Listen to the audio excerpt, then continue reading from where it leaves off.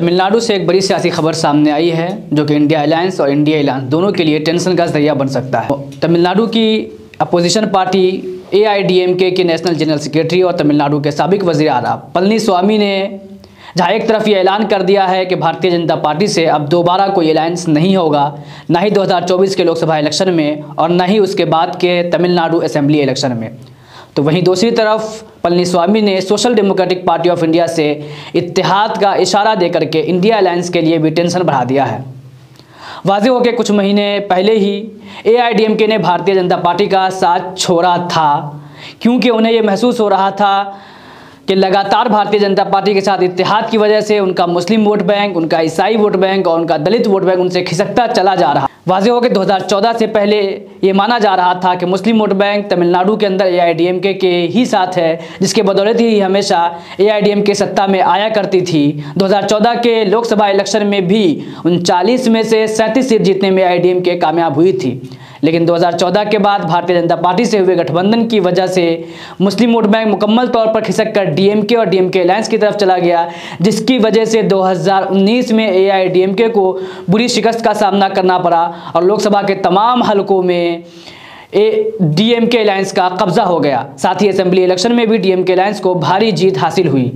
लेकिन अब जबकि AIDMK ने भारतीय जनता पार्टी का साथ छोड़ दिया है, तो उनकी ये कोशिश है कि दोबारा से मुस्लिम वोट बैंक को अपनी तरफ वापस लाया जाए, साथ ही ईसाई और दलित वोट बैंक को भी साथ लाया जाए। लिहाजा इसीलिए AIDMK ने social democratic party of India की तरफ इत्तेहाद का हाथ बढ़ाया है और 7 जनवरी को मदुरई में हुए social democratic party of India के सेफ डेमोक्रेसी कॉन्फ्रेंस में शामिल होकर के इसका कहीं ना कहीं मुकम्मल तौर पर इशारा दे दिया है। इस मौके पर पलनीस्वामी ने खुले तौर पर कहा कि AIDMK ने गठबंधन चाहे BJP से भी किया हो, लेकिन अपने आइडियोलॉजी से कभी समझौता नहीं किया।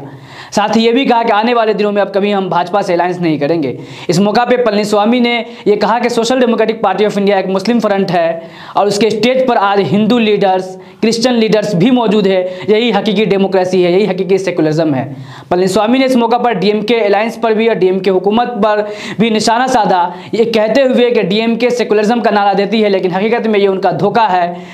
इस मौके पर उन्होंने ये सवाल किया कि DMK ने हुकूमत में आने के लिए मुस्लिम आवाम से वादा किया था कि जो मुस्लिम नौजवान या जो मुस्लिम अफराद जेलों के अंदर बड़े लंबे वक्त से है उन्हें रिलीज़ किया जाएगा, रिहा किया जाएगा, लेकिन अब तक उन्हें रिहा क्यों नहीं किया गया। पलनीस्वामी ने साफ तौर पे कहा कि 2024 के लोकसभा इलेक्शन में हम बगैर किसी इत्तेहाद के, बगैर किसी PM फेस के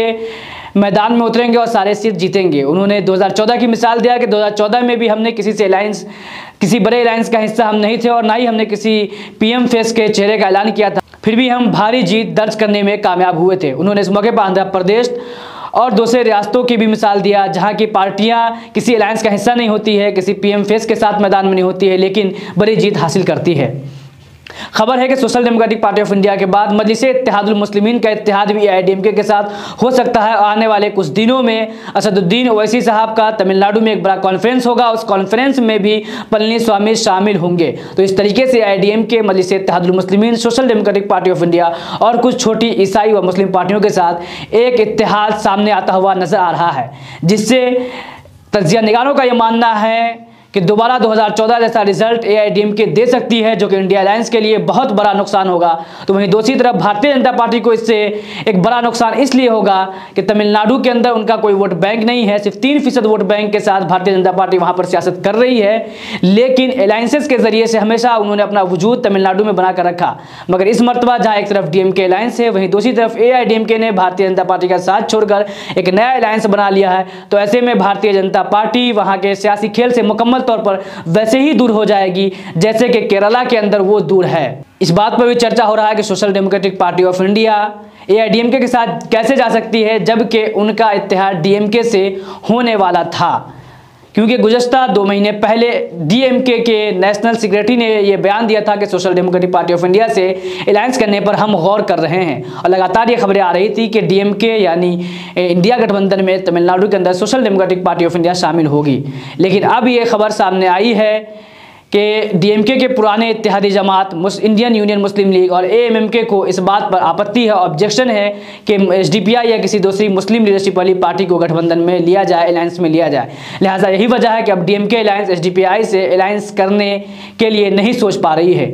ये खबर भी आई है कि कुछ दिनों पहले डीएमके ने चेन्नई के अंदर एक कॉन्फ्रेंस मुनक्किद किया था, जिसमें एएमआईएम के सदर बैरिस्टर असदुद्दीन ओवैसी साहब को बुलाने का फैसला लिया गया था, लेकिन मुस्लिम लीग और एएमएमके के ऑब्जेक्शन की वजह से ही ओवैसी साहब को दावत नहीं दिया जा सका था। लिहाजा अब मजलिस इत्तेहादुल मुस्लिमीन भी अपोजिशन पार्टी एआईएडीएमके से अलायंस के लिए बातचीत कर रही है।